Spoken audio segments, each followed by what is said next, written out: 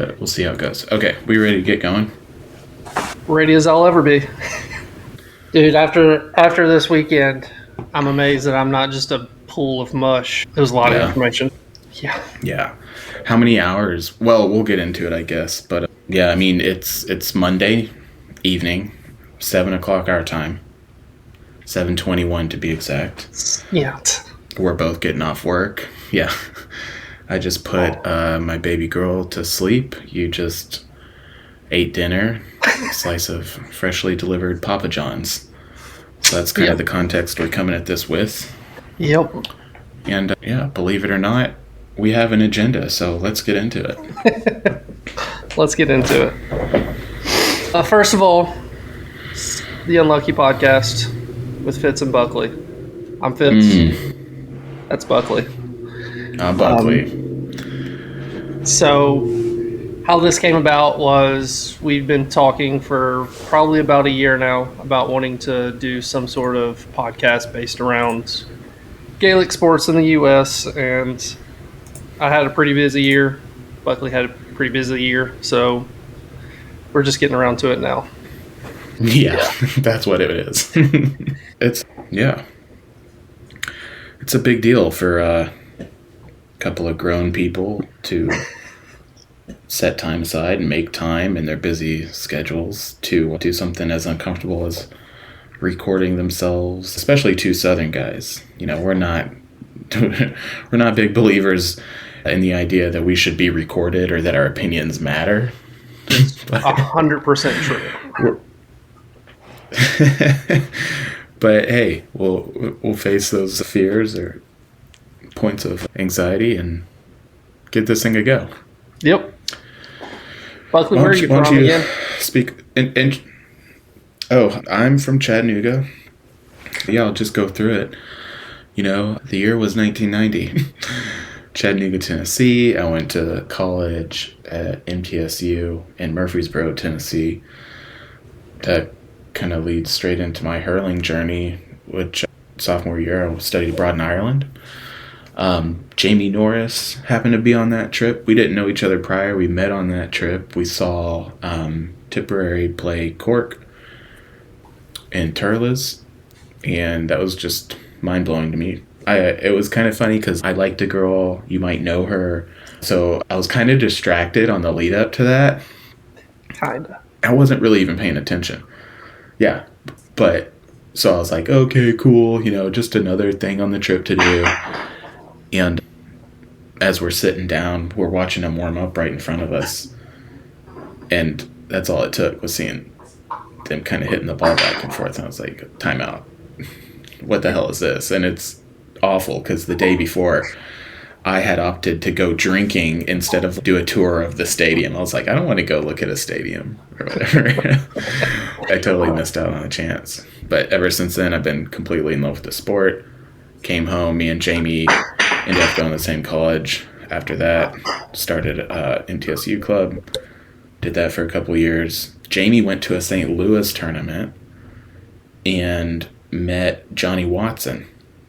And, you know, it's like basically Johnny Appleseed of hurling in the U.S., Watson.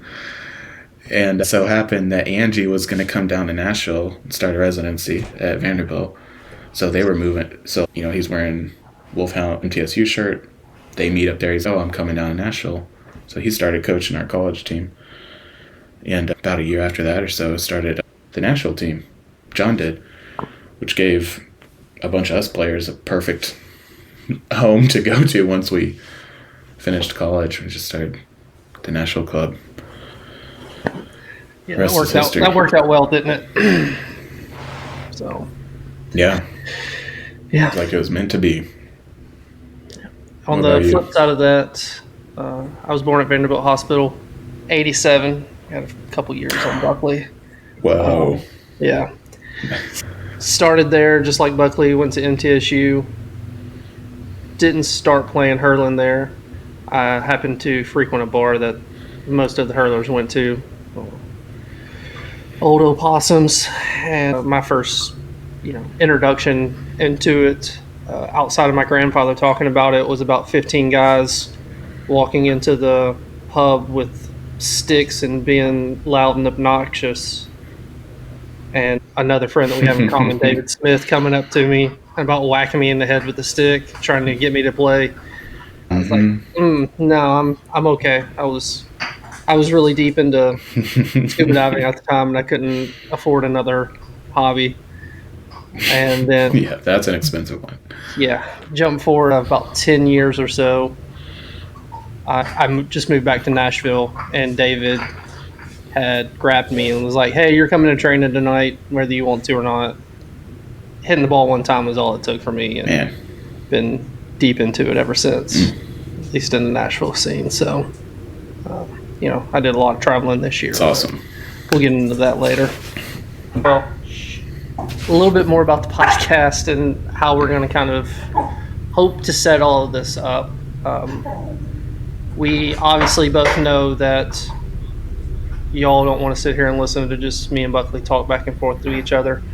And sometimes it might be that, but most of the time... it'd be boring as shit. Yeah. Most of the time we would like to have people on from around the country talking on here, and we really just want to use this as a way to expose more clubs to more people, if at all possible. That's the end goal of this. All that we're doing is just to get the clubs more out into the public, and this may well end up be just us preaching to all the hurlers and footballers and camogues and lady footballers and all of that, but hopefully we can use this to kind of expose more clubs to the general population. Yeah, it's kind of like grow and expose, but maybe at the end of the day it's just cathartic for folks to hear that the struggle is shared, it's real, and they're not alone. Yeah. And hopefully after a couple episodes of this, we start figuring out what a lot of people have in common that people are struggling with or doing really well with, and we can learn from both of those, and as a whole keep growing and get clubs in the rest of all these states that don't have them, and keep growing and getting more clubs in states that already have them. So I find it very hard to believe that we would take this too seriously, and I don't have any plans on doing that either. So hopefully it's going to be nice fun. Yeah. Some little podcast and not be too uptight about it, but we'll see. Right. Yeah, people need to understand that we are both dry anyways. And if you're watching this, if we actually manage to record and post video, which I'm at this point doubtful of, we also have resting bitch face, to be honest. Yeah. We look like assholes, we sound like assholes, but I assure you, we are assholes, but our intentions are good. Yeah. And we want to be informative, entertaining, relaxed. We want to have fun. I mean, if this thing isn't fun for me, Noah, I'm out. Okay, this Agreed. Is Monday Night Football is starting. Okay, it's not Monday night. I got couches to sit on. Same. I didn't even think about that when we started for tonight. Yeah, we might have to read. Well, I don't think it's a game that matters to anybody. Before we get too much further along, we'll just go ahead and plug the socials. Noah was nice enough to set up the social media. We're unlucky_podcast on Instagram, and on TikTok we're unlucky_pod. So give those a follow, and we'll definitely remind you of that at the end as well. Yeah, I tried to get those to where they were the same, and I made the TikTok first, and Instagram was not having any of that when I tried to do the same name. So the Instagram's a little wonky. You can also email us at unluckypod@gmail.com. With that being said, awesome. We want to hear from y'all, and if y'all want to be on and come on here and talk about your club, how everything's going, feel free to reach out to us through any of those outlets. Email would probably be best, but you can reach out to us on Instagram as well if you would like to. We're going to ask some questions, figure out what you think you do well, what you struggle with. We are very familiar with the Southeast clubs. We're trying to reach out and fund more clubs in the other divisions and get to know them a little better. Who's your rivals? Who you're envious of? What's your golden standard for a club? Basically things like that. You know, why should we be talking to you and why should you be talking to us? Both are valid questions. And just other questions like that that we plan on talking about. If you have any events coming up or anything like that, just a way to get the word out even more. Yeah, we're not afraid to start some shit either. Okay, when we are asking you who has the worst graphic design in your division, we want real answers. We want you to go at people. When we ask you who's telegraphing their moves on the field, we need some real talk on that one, okay? Yeah. So please do reach out on the socials and get in touch with Noah. Get on here. Come talk to us. Oh, gosh, this is going to be a blast. I'll just move along on the agenda and ask you, what did you get up to this weekend?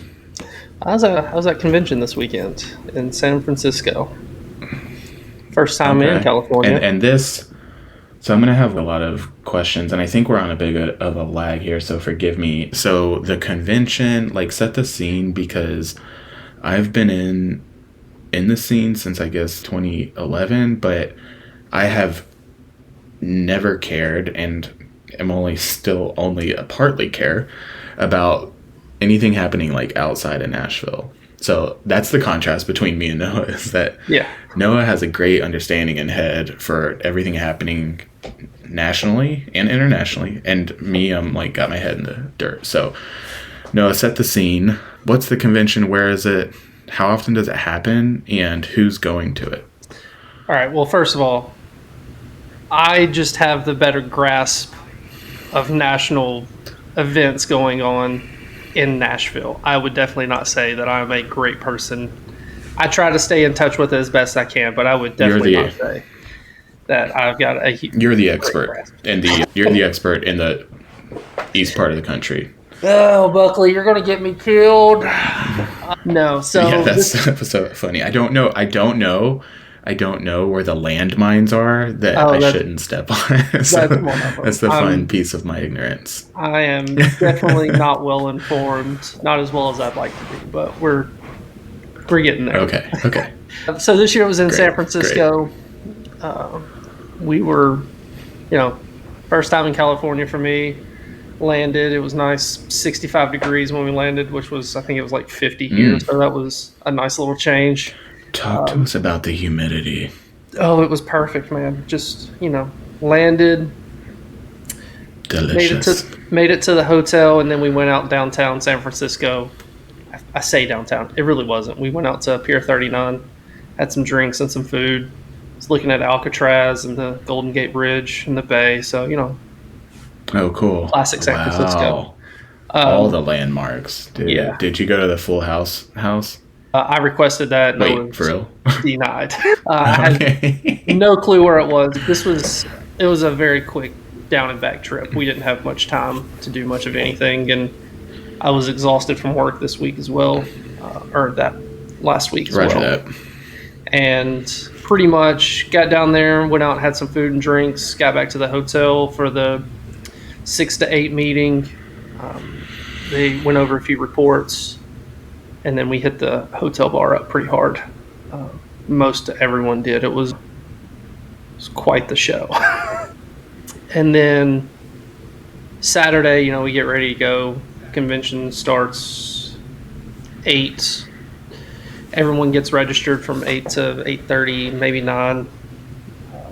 Once everyone gets registered, they bring the meeting. But you were asking about who all was there. I think there was 150, 175 people there. How do I guess club leadership, club boards are aware of this? Mm-hmm. Do you think members, lower than the board level, regular members are aware? And do you have to RSVP to go? Do they know 150 people are going to show up? I mean, how I've known about it in the past is, and this is just speaking for the Southeast, we have a division call. Hey, convention's happening. Who's going to go? from what I've seen, usually it's either the people that have been involved with the USGA for a really long time or board members that are going to these meetings. And obviously there are some people that just go as well, and you can be proxy votes and everything like that. I don't Are there think vendors there like Micro or like when I think of conventions, usually I'm okay. You know what I'm talking about, you know, tool convention, whatever, stuff like that. It's going to be vendors, but it's not that kind of convention. No, I'm asking all the dumb questions. Here's my assumption. I'm hoping and praying there are people as stupid as me. And so I'm asking questions on their behalf, but I could be totally wrong and it's just me. In that case, I'm happy to embarrass myself. No, I've only been to 2. All of that being said, I've only been to 2. I didn't make it to last year's. I made it to the year before that at Charlotte. Okay. Last year was in Chicago, and I had some scheduling conflicts come up and couldn't make it. From what I've seen, it's just in a big hall. Everyone's sitting around tables. Usually everyone's grouped up by division, and everyone sits and votes and talks amongst themselves, and we go from there. We had quite a few. Gotcha. At this particular one, it's the same way. In a meeting hall, the USGA board set up front, screens on either side, and everyone is set around waiting for the rest of the day. So, yeah. To get back to it's the board is up. I'm deviating a lot, but the board is up on a stage. And, dude, get into that pizza, please. We all want to hear this. No one wants to hear me eating pizza. Yeah. Yeah, get close to the mic. I'll put you on mute. So it's like the current USGA board, and then 150 people at round tables just like staring at them, like giving them a bazooka of all of their attention and energy for the whole day. Yes. That's wild to me. That sounds... Yeah. Honestly, it sounds awful. Yeah. I would say that you're like up there for nobody. I'm not trying to point fingers or blame or anything. I'm just saying, like, that sounds miserable for all parties involved. And it's, my only hope is that they come out of that misery with some productive things. Agreed, but I think it gives everyone somewhere to focus, and everyone's not just looking all over the place. And you know, sure, that's a hard, it's a hard group to get focused. A lot of people with access to a bar that close is a lot of USGA people that close to a bar is hard to keep. Oh, so wait, there's a running bar throughout the whole day. Yeah. And when I was in Charlotte, there wasn't one, awesome. So that was better. But this one, there was. Fascinating. Which interesting. I partaked in there towards the end of Saturday. I don't see any problems with that. Yeah, I mean, no, that definitely wouldn't end in disaster. But yeah, but no, it started off. We had some people, people come and talk. Usually whoever is the chair for the division that holds the conference gets up, welcomes everyone. We had Niall from the World GEA chair get up and talk. Tim Murphy from Munster GEA, he's the vice chair there. He came up and talked, and it's always fun.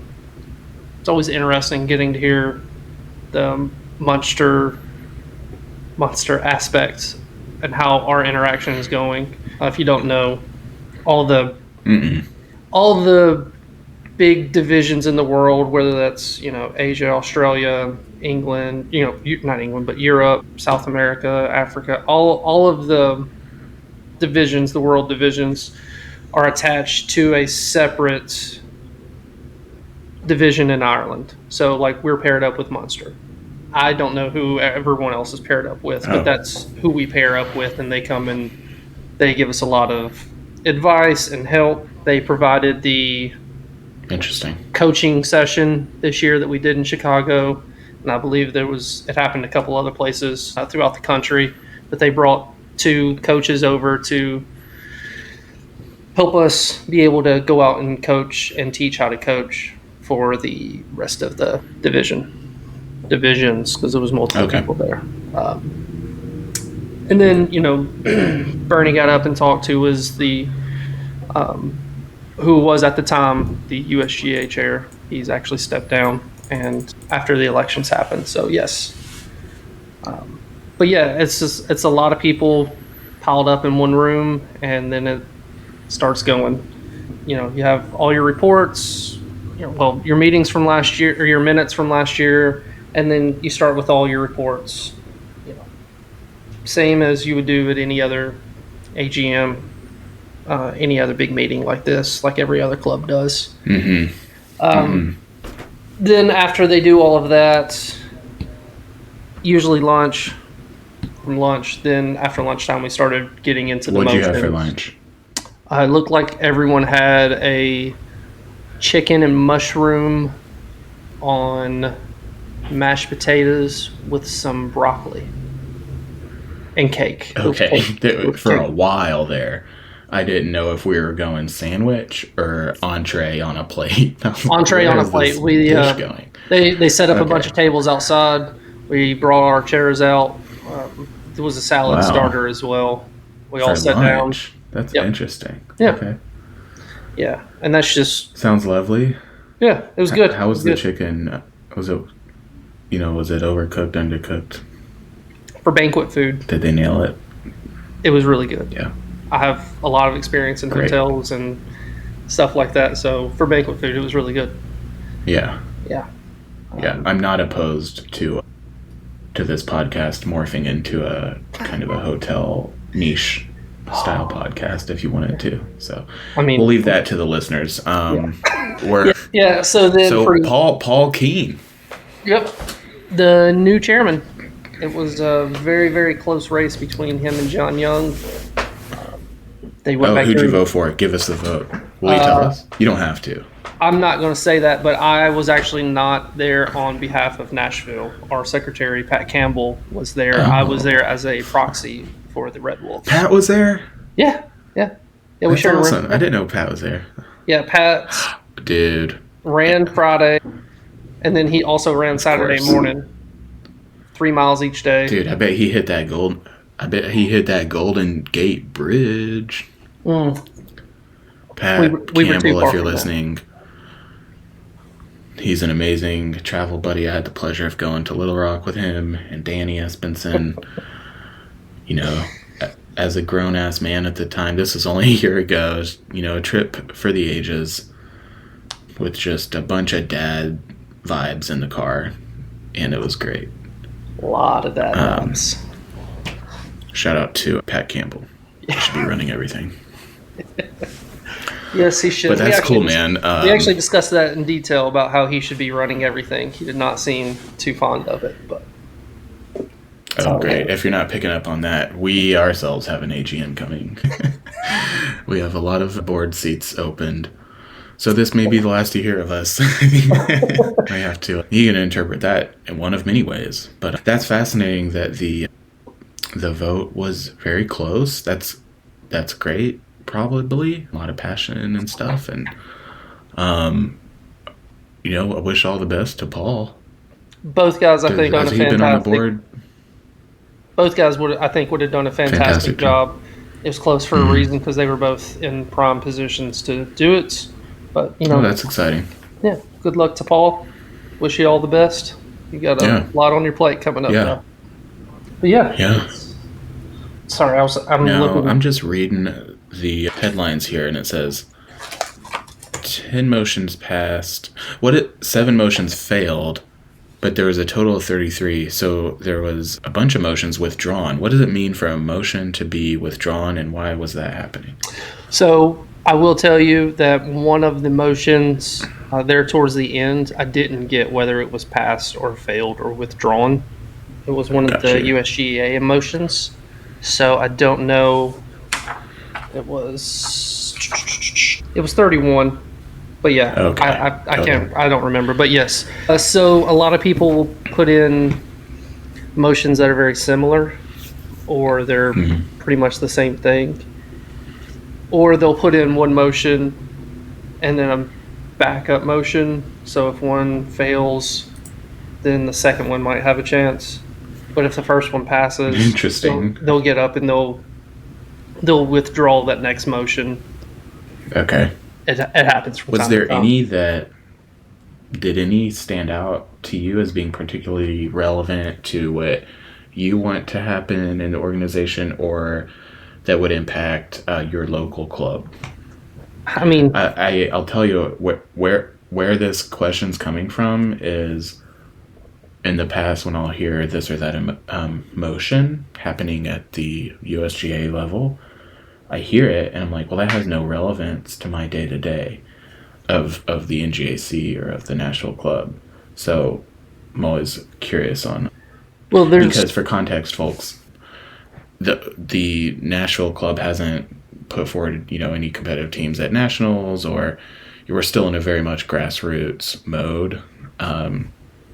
So that's kind of where the perspective I'm coming at it from. Yeah, that's changing in 2026. We're going to nationals. Let's go. Yes, and I could get into a lot of them, but it's a lot of information. We could sit here and talk for 2 or 3 hours just about all the motions. I'm just curious if one in particular, let's pick one. If you got it, if you don't have it off the top of your head, that's fine. Yeah, no, I've got the book here, so. Oh my gosh. The first one that passed was, the first few were about the homegrown language and the regulations and all of that. And that's more or less like homegrown versus Irish resident versus sanctioned, J1, all of that. Mm-hmm. And the way a lot of the regulations are wrote, this word homegrown gets thrown around in reference to the amount of people that have to be on the field.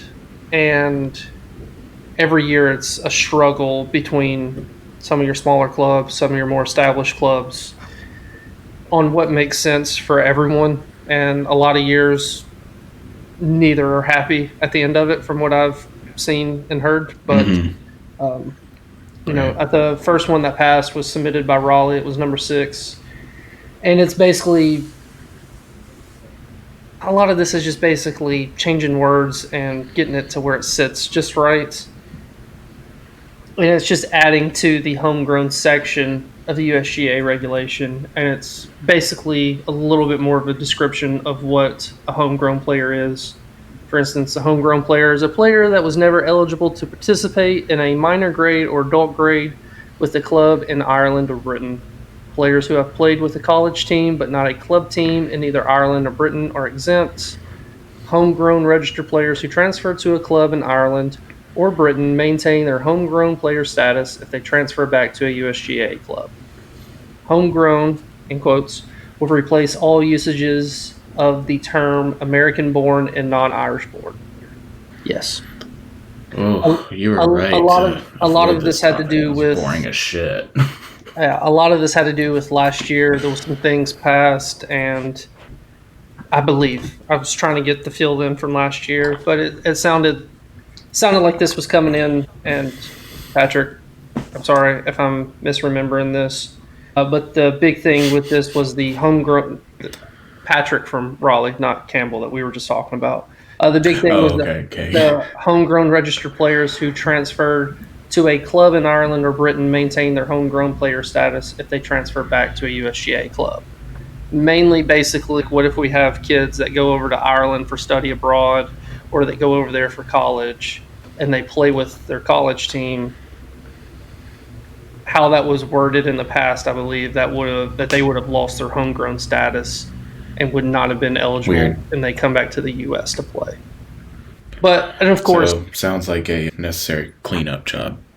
Yes, and then there's just issues that both sides have raised for and against this, and going into the debate and listening to everyone's different sides of it. It's a big part of going through all of these motions. And but what you were talking about, other things, like if someone submitted a motion and they were not there to present the motion, those were not allowed to be put forth. Oh, yeah, that makes sense. Yeah. But this is interesting. Do those motions still get printed in your book? All of the motions do. And then we go through even if the person doesn't show up. Yeah. So I could get a motion printed in a book and never show up. I mean, I don't care if it's talked about or whatever, but I could get it in print. Is that what you're telling me? No.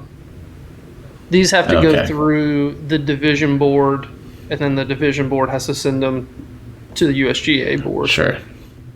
That makes sense. And there's a standard that they have to fall in, whether they're talking about, regulations or bylaws and all of that. Same with being voted on. Gotcha. Some of them take a 60%, some of them are only the majority, things like that. Oh, interesting. Yeah. Fascinating. Were there... And I just want to say, Well, that's very... with all of these, no matter what gets passed at convention, I found out this year actually that they still have to go to Croke Park, and Croke Park has to approve them, and then Wow. then that's where we Jeez. go. So that was another reason I didn't want to get too much into these, is because they might have passed, but they still might not be approved. So Do they... Is that... Would we call that... I don't want to say... I know this isn't the word, but it's the word I'm thinking of. Radicalized? Ratified. right. Do they have to be ratified? Is that the word? Yes. But I mean, if they get shot down at Croke Park, from my understanding, they just go back to the previous wording. Gotcha. Another one that you asked about that was passed that Charleston brought up was having to do with sanctions, and basically how it read previously was junior D, at the junior D hurling level, teams will have no less than 10 homegrown players on the field at all times. And it was changed to read at junior D, each team will have no less than 11 homegrown players on a field at all times. So that's where I was talking about earlier with all this homegrown verbiage being brought into these, and it's a lot of that being adjusted, all of that. So there's obviously more to it, but none of that was changed. It was just that first line of it.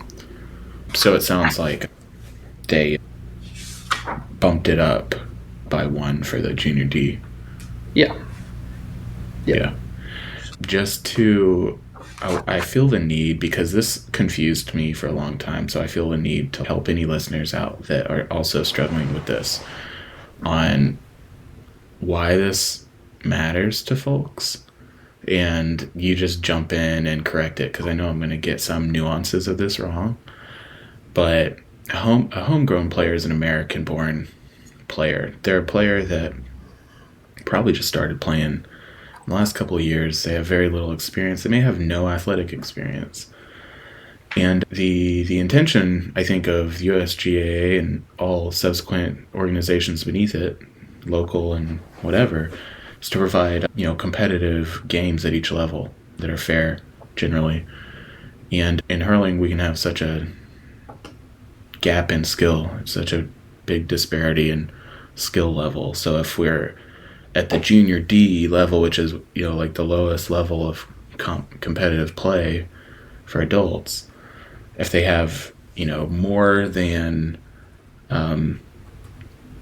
3 or 4 Irish-born players who grew up playing this sport, they would dominate in this, and the play would no longer be competitive or fair. So the language we just heard Noah read of, no less than 11 homegrown players, that's saying if there's 13 people on the field, 11 need to be kind of Americans that are just discovering this thing, really. They shouldn't probably have been playing their entire lives. And if we have an American that has been playing their entire life on a junior D team, I think that's fine. Hopefully that team doesn't stay junior D for long. Yeah. Would be the idea. They move up in the rankings. So I'll pause there and ask Noah, what am I missing on that, on these these points about competition and the homegrown stuff? No, that's exactly it. And luckily, through the youth development is doing wonders right now, and we are starting to have more and more players come up through those programs that are homegrown players and really excelling when they get older and start playing in the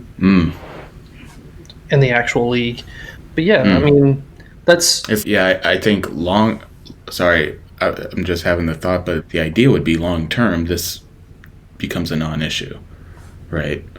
No, because you're hopefully you're still gonna want, you know, in 200 years if we're still playing this space for the newbies. Yeah, that might be more of a thing. Right, but I think right. as it's still growing in the U.S., that we're going to always have this need to have homegrown players, and pretty much just. I know you said competitive games, but the words that were thrown around a lot were meaningful games. That's what everyone's looking for right now. That. They're looking for meaningful games, which means that they're not blowouts either way. Mm-hmm. It's not very meaningful if anyone, goes and plays games and travels or do anything and then they're getting blown out by 30 points. That's absolutely ridiculous and doesn't really help anyone.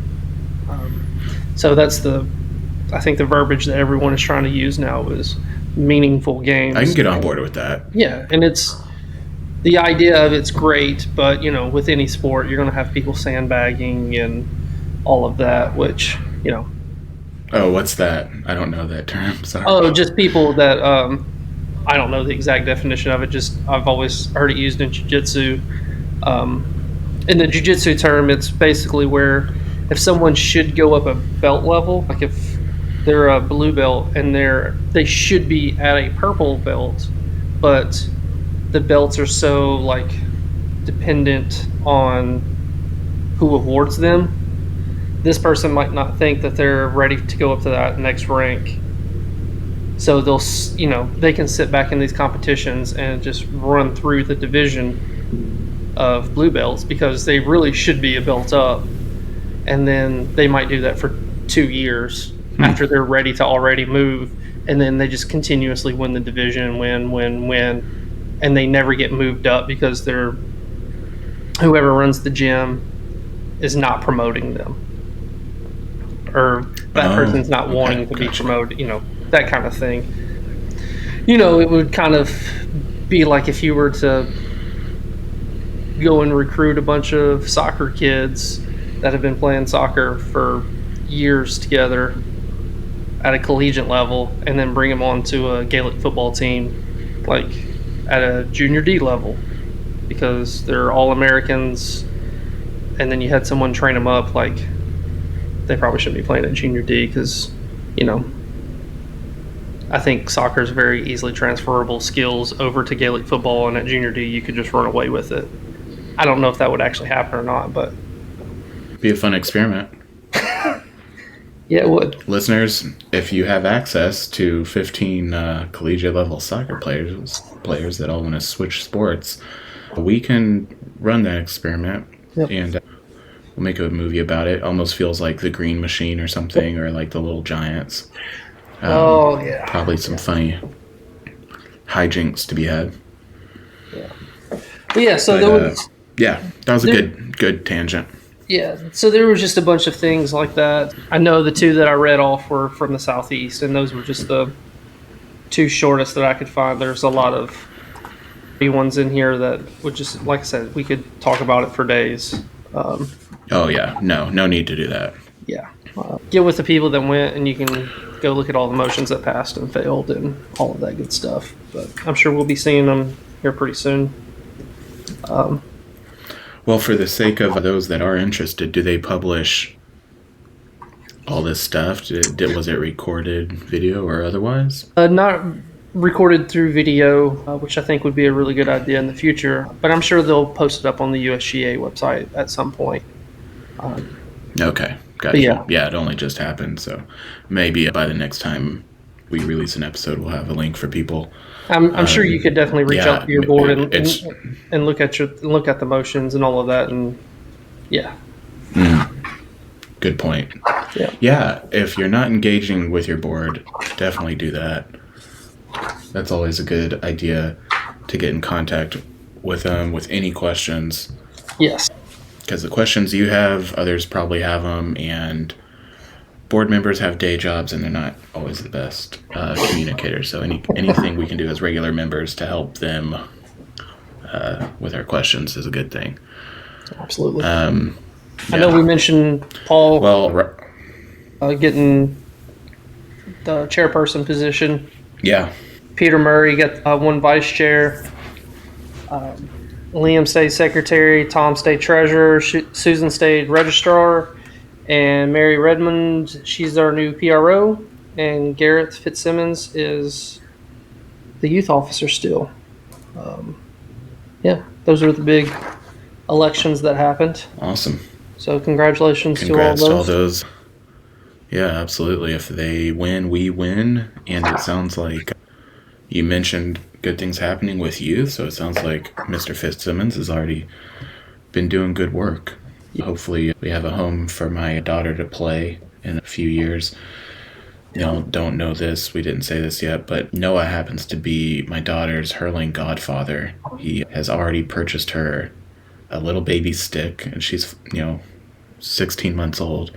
She's already got a stick and a Mayo jersey. So she's ready, all thanks to Noah. That's how committed Noah is to youth development here. It's a work in progress. So We need a lot more members having babies. one baby at a time. Yep. Yeah, no joke. That's the thing. If you're listening to this and you don't have a club, start a club. If you don't have a baby and you're in a club, have a baby. But don't have a baby and then try to start a club. There's an order and a process to the that should be in the, we have these like PDFs like how to start a club or whatever. It should be like, that should be the Step final one, step. don't have a kid. Immediately. Right, yeah. And then the final step is definitely have a kid. We need to immediately start building the youth program. And Yeah. you can't, I would love if you're listening and you are growing the youth program. That's what I want to know about, because you can't go recruit youth. Just laughing, thinking through this is like, are there youth programs that aren't parent driven? There's no way. It's like it has to be the case that there's a tipping point of kids in the club, and that's where it comes from. Maybe those kids have friends and they pull a little bit. There's got to be a bunch of kids in the club. So I wonder, it would be fun to talk to somebody about that topic specifically. Yeah, and there's plenty of youth around. Like I said, they're definitely growing. I think this year the CYC was in good. Dublin, California. Huge turnout. So, yeah, Wow. it's growing. That's awesome. I'm excited to see where it goes, because I would eventually like to have something like that in Nashville. But So, yeah, what's the CYC? The second you said that, it made me realize we have some numbers here about how many players there are. which they do not and- include youth, to my knowledge. Youth. Okay, that's what I was getting at. So is the CYC, is there a separate organization apart from the USGA for youth? I'm not. Yes, but I'm not 100% sure how it folds in there. I believe it's much Okay. like the NCGAA. Like GA? it's under the USGA, but it's kind of ran separately. Mm-hmm. I know on Sunday Gotcha. they had the youth portion of the convention is on Sunday typically, and they run over all of that. I Gotcha. just sadly had to catch a flight. That wasn't Gotcha. a red eye back to Nashville. So yeah, it was right here. It was hosted in Dublin, California. I'll see if they had any numbers on it, but it doesn't look like that was the case. Yeah, there's a moment. I was just recently in Palm Springs, as one does, partying and whatnot. And there was a moment in the flight where I looked out at this desert. I mean, I say moment, it was like hours of the flight. It was just over nothingness. And it struck me how big this fucking country is, and how absolutely devastating that is to grassroots hurling. Yeah, it's a And it's a big mountain to climb. yes, for sure. Yeah, I mean, It's a big country. We can. I need to touch back on this anyways, but I want to give a big shout out to the Denver Gales. They were the club of the year, but that was actually mentioned in that leading up to that, where they're at, they're I think they said they're a 10-hour drive to the nearest club for them to play. and they're in the Southwest Wow. Division. So that's they are probably the most isolated out of any of the other clubs. And for them to put on Jeez. the finals this year and do such a great job, it was the biggest finals I believe they ever had, and for that to go as smoothly as it did, it's just it was a big step for them to be able to even handle that. So they did a really good job at it, and yeah. Yeah. But Do we yeah, know how big their club is? I can probably find out. I have all the numbers. Oh, do you have the numbers of every club in that booklet? Mm-hmm. Susan did That's a great awesome. job putting all the registration stuff together. So, Shout out to Susan Pierce, registrar of the USGA. yep. Out of the Heartland Yeah, division. well, Between the men's and the women's, it looks like the men's had 90 members and the ladies had 59. dang, that's yeah. amazing. Good for them. Yeah, Good job, Denver Gales. yeah. Congratulations on respect- Club of the Year. Yeah, come talk to us. Yeah. I want to know how you get there Yeah. and what running such a big event was like. Would be interesting. When you sign up to play hurling, Gaelic, and maybe you like it, maybe you get tagged for a leadership spot. You don't take that leadership spot thinking you're about to become an event organizer. But that's essentially some of the biggest pieces of this thing is putting on events. And so I think that's a topic that's not really athletic, related to the athletics of it. That would be great to talk more about with people on sharing. How do I go from, I'm literally an admin assistant by day or whatever. I sit at a desk, I sell insurance or something. How do I go from that to coordinating and executing a successful tournament amongst 3 clubs, amongst 10? What are the tiers of difficulty? How many people should I be inviting? How many people should I cut myself off at? These are all lessons the National Club has had to learn by trial by fire. So that would be great to pick the Denver Gales brain to kind of lead that discussion of coming off a huge success. So there's currently, I'm just going to look at these numbers a little bit, 6,661 total members, USGA members. 27% of those are female, 72% of those are male. And then the breakdown of the percentages. And let me stop you for a second, because Susan mentioned this, and I thought it was very interesting that the way that the breakdown happened with the male and female, that I think the bar that the GAA set for us in female members, or maybe it was members that were in Ireland, was like 17%. So we were actually above that, which is really well. Even though I think we would all like to see that number increase. Absolutely. Yeah. But yeah, it's very interesting. Still imbalanced, but yeah, the kind of like big highlight to me looking at these numbers is that out of those 6,000, I'm guessing these breakdown in code is a breakdown of the 6K number. So out of those 6,600 people, almost 20% are playing ladies football, which is huge. It's just massive. Yep. 8% playing camogie. So it's obviously, something, and then men's football has more players than hurling does.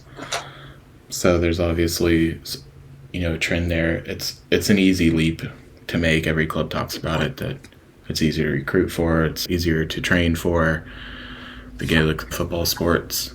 And I think we have evidence of that in the numbers here. I would be interested to see this data over time. That'd definitely be fascinating. Kind of, basically, you would hope that they kind of pull each other up and that there's cross-pollination happening. But yeah, I mean, questions to be answered. Yeah, which we'll only see with time and with, how everything goes from here on out. But I think it's on the up and up. I mean, they had the biggest finals they'd ever had with the most games, and it was to a point where they had to start cutting teams back because they literally just, if they would have had all the teams there, they would have had to been on the field for 17 hours that Friday Oh my gosh. to get everyone in on Wow. games, and it was just, it was a lot. So, no, that's definitely something that's going to have to be addressed in the future for sure. But for right now, it's pretty awesome. So, I'm happy with where. Oh, Very cool.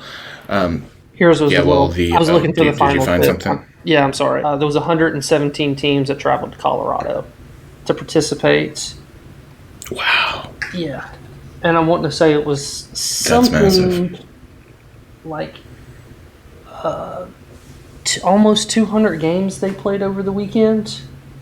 I'm looking for that number, but I can't find it off the top of my head.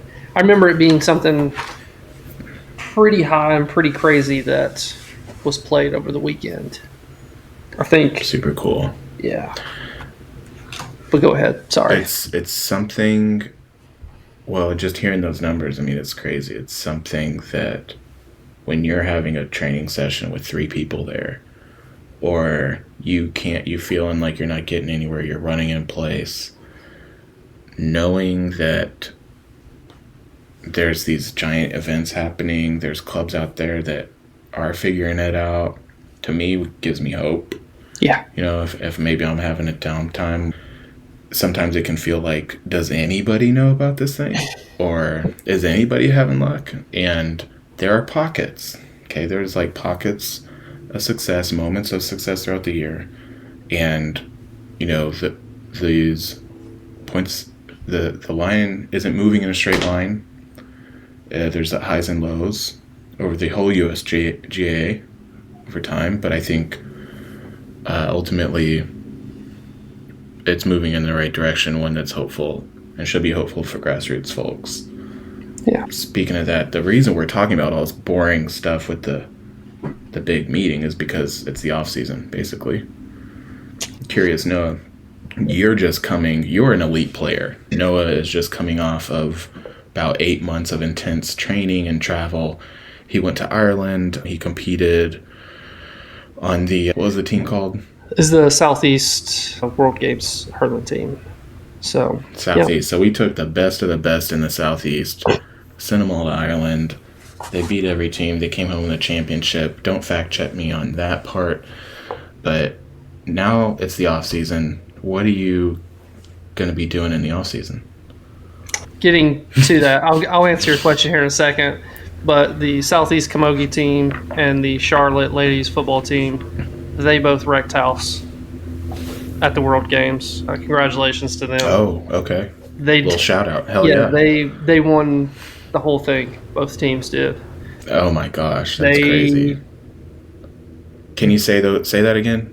The Southeast Camogie team and the Charlotte ladies football team went in and they wrecked house. They beat up on a lot of people. Now we've known about the Charlotte ladies for years, right?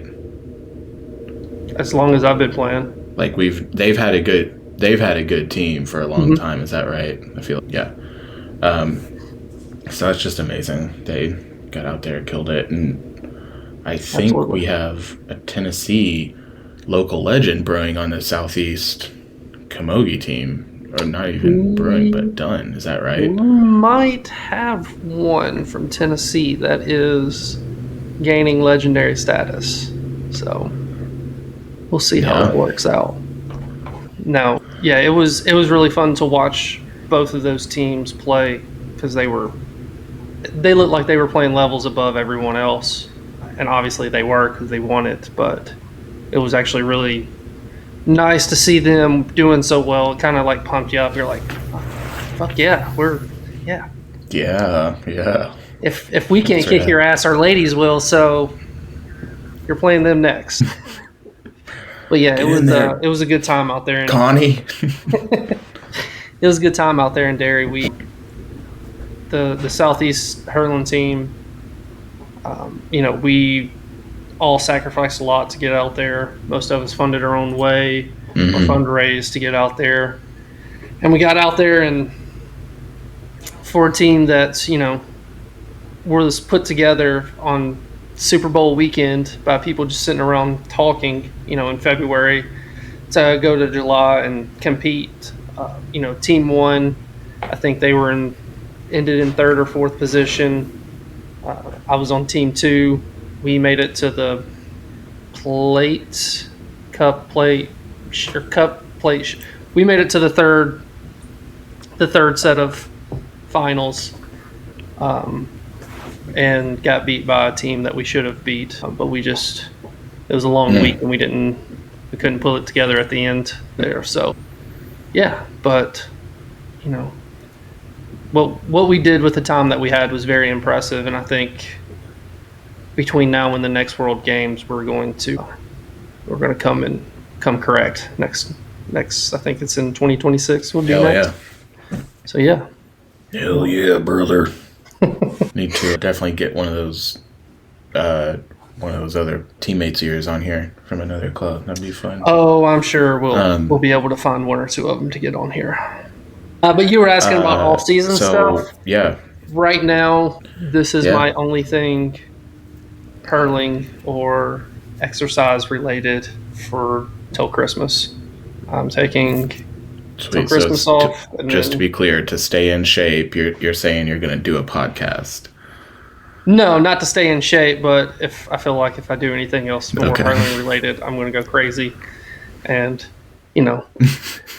doing that much running and working out, I have to be in my thoughts, and they need to settle down a little bit before I can do that. So, no, I'm working on some club running programs and going to be working with some of our other members to get things ready for getting geared back up in January and getting everyone started back up for the season and getting ready for Tampa tournament and getting our old folks ready for the Knees That Crack tournament. So, yeah.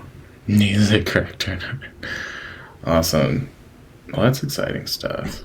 Just because it's the off season on the field doesn't mean it's the off season in the group chats, the organizing chats. All the people behind the scenes are constantly working to tee it up for next year. Yep. I know we have a few people that will be hitting the ground running next year. Some things that we're trying to get going here next year in the future and aiming it towards some more meaningful games. I know our football team this year, the people playing football had really came together to get the team started and playing this year. Yeah. Had a couple successful matches. So I know they're going to be gearing up to play, and I know their training is going to start here pretty soon, probably about the same time that I start mine here in January or so. So, yeah. Awesome. Yeah. Cool, man. Well, I think we should probably wrap it up there. What do you think? You're the boss here. I'm not the boss. Tony's the boss. No. Tony? No, I think Tony Danza? Yeah. What Tony are we talking about? Okay, yeah. Tony There's Danza, a hit 90s sitcom called The Boss. Yeah. Who's the boss? Yeah. Yeah, Who's the Boss? But, yeah, man, I mean, this was a lot of fun for me. I enjoyed it and look forward to the next one. I did as well. BH. We're going to try to do these try to do one or two a month. Again, reach out to us if you want to come and hang out and chat with us. It's unluckypod@gmail.com. Instagram, it's unlucky_podcast. And TikTok, it's unlucky_pod. Do we have any sponsors for this episode? No sponsors. Let's see. Just me and you. Got a Yeti cup here, so we Maybe some Coors Banquet. yeah, that's a good one. This one was sponsored by Coors Banquet, and that Yep, classic Coors. Southern accent there, Coors. And so definitely support Coors. Anyway, we'll see you guys next time. See ya. Thanks for listening. Bye.